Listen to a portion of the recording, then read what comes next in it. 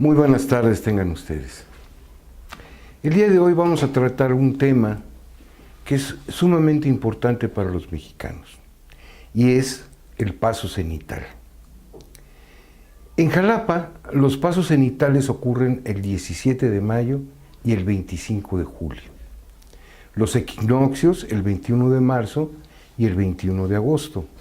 Y los solsticios el 21 de julio y el 21 de diciembre.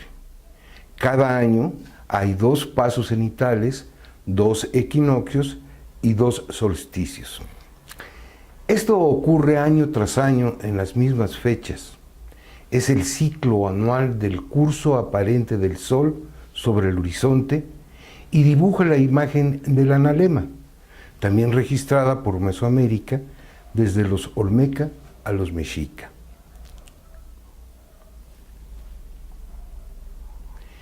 El día 25 de julio, o sea mañana a las 13 horas con 34 minutos y 12 segundos, podremos participar en el avistamiento del paso cenital, el segundo, porque el primero fue el 15 de mayo. Este avistamiento será en el Parque de los Berros. Los esperamos para que concurran y observen cuál es el fenómeno en sí. El paso cenital ocurre cuando el Sol se coloca sobre nosotros y las cosas, de tal manera que no produce sombra alguna. El Sol, los rayos solares, caen perpendiculares sobre el planeta.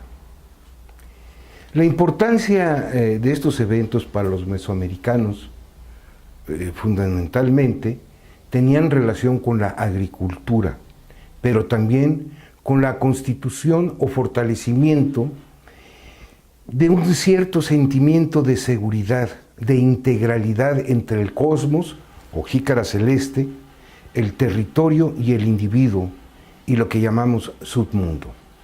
En palabras náhuatl, es decir, Ihuicatl, Tlaltípac y Mictlán.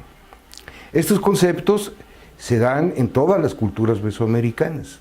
Tienen diferentes nombres, pero en eso radica el todo del concepto mesoamericano.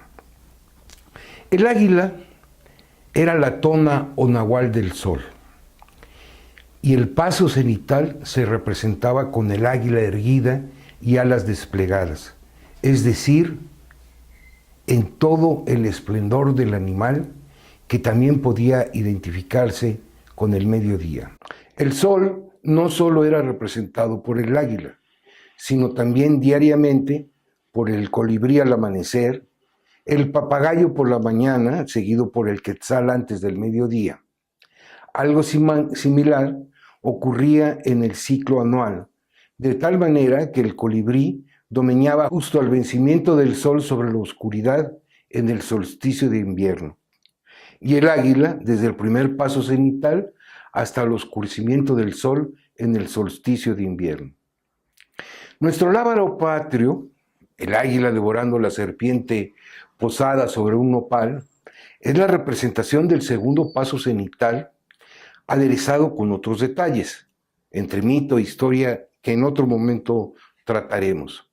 Pero fundamentalmente es referencia a este fenómeno astronómico, tal y como está registrado en algo que afamados arqueólogos e historiadores, graciosamente, le han bautizado como Teocalli de la Guerra Sagrada, y que en su dorso se encuentra el águila posando sobre el nopal, erguida y de perfil de derecha a izquierda, y algo que me sorprendió cuando por primera vez observé el petrograbado.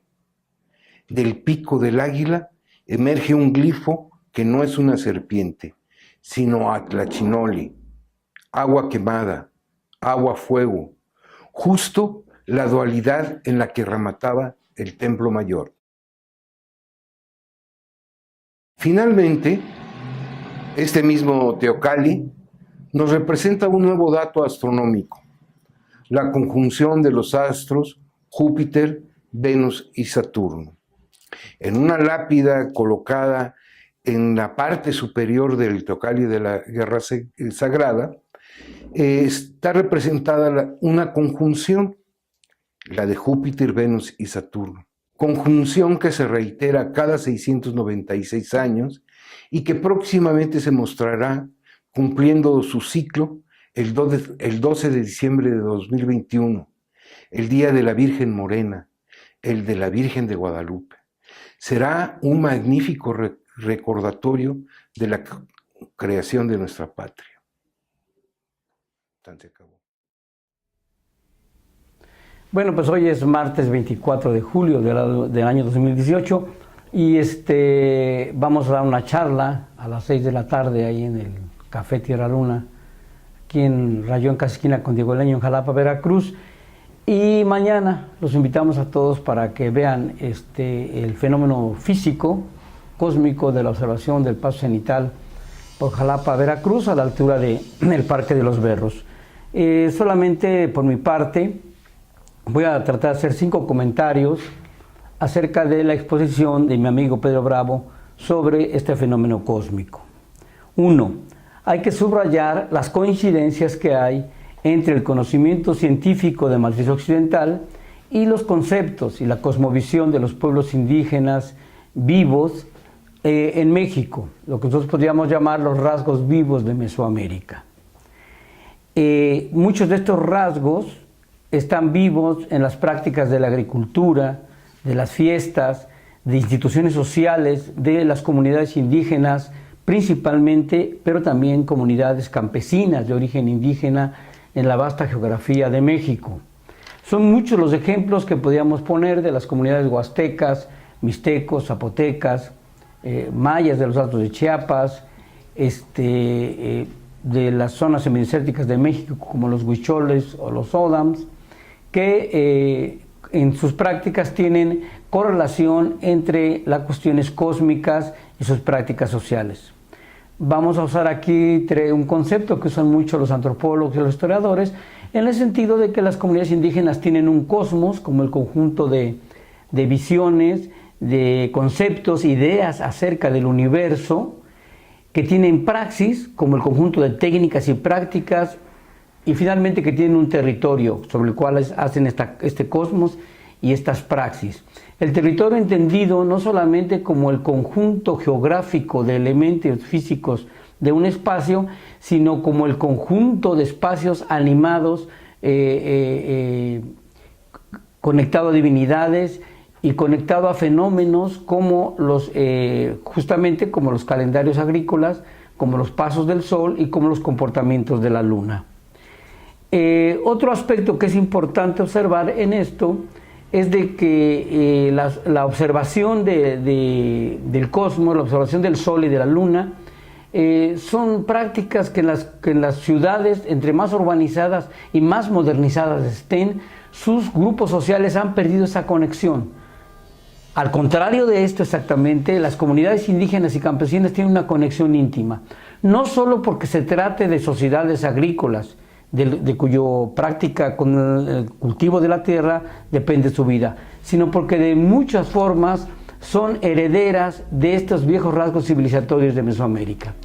En pocas palabras, tratar a ver a Mesoamérica como una entidad muerta definitivamente, como una entidad cuyos elementos arqueológicos solamente los podemos estudiar en conexiones con la ciencia occidental como un ejercicio intelectual, es un grave error desde mi particular punto de vista. Hay que ver a esos estudios siempre tratando de ver las conexiones con las comunidades indígenas y campesinas que representan, por así decirlo, la Mesoamérica moderna.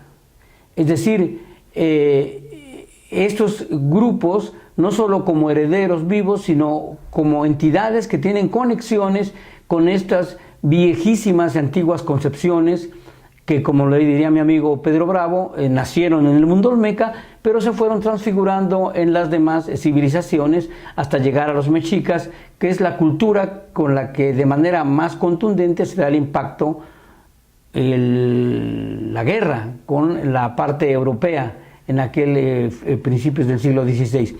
Entonces, en conclusión, nosotros deberíamos en las ciudades de preocuparnos por ver un poquito hacia arriba, ver hacia Venus, hacia el Sol, hacia la Luna, y tratar de interconectar qué tiene que ver esto con nuestras vidas, con nuestros espacios, con nuestros referentes vitales.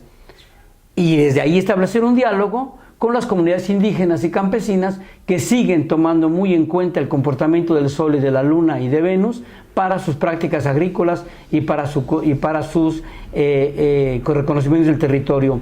Y por último, recordar que emblemas, íconos tan importantísimos en la identidad nacional, como puede ser la bandera nacional, como pueden ser las ciudades prehispánicas, o como pueden ser las imágenes religiosas que se transfiguraron y se sintetizaron con las antiguas religiones mesoamericanas, es un sinfín de íconos y de imágenes que constituyen parte central de la identidad del pueblo mexicano.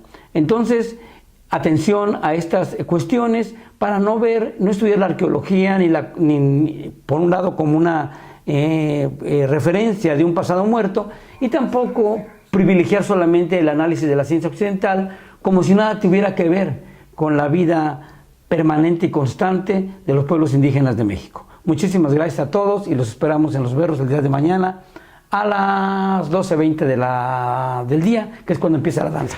Muchas gracias.